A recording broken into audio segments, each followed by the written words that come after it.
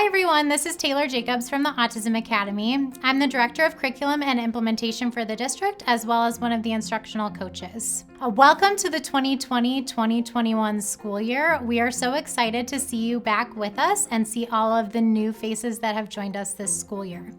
Although the school year might look a little bit different, I am here to help you set up a structured and predictable work environment in your home to help make the home from school transition as smooth as possible. The first thing to think about when setting up a structured space is having a clear distraction-free area in your home to set up. What I have set up here is a clear table or desk that your student will come to every time that it's time for work. Additionally, behind me is a pretty blank wall, so it's free of TV, books, toys, and it's really ready for our kids so there aren't as many distractions. Additionally, what you're going to want is a basket full of materials that your students might need as they're doing their work from home.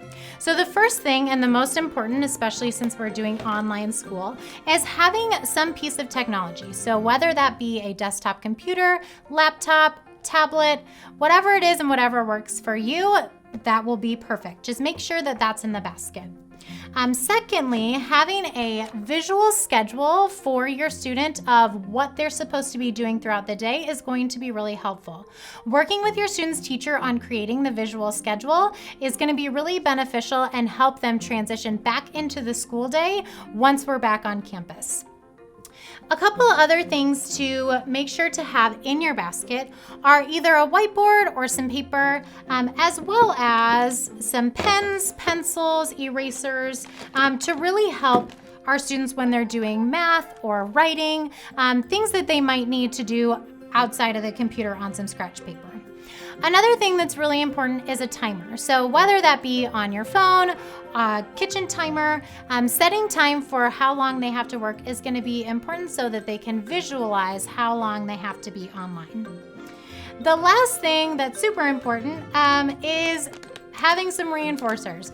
This work online can get really tough and be a really long time, so having some reinforcement that they enjoy and will really help break up that work time is going to be essential.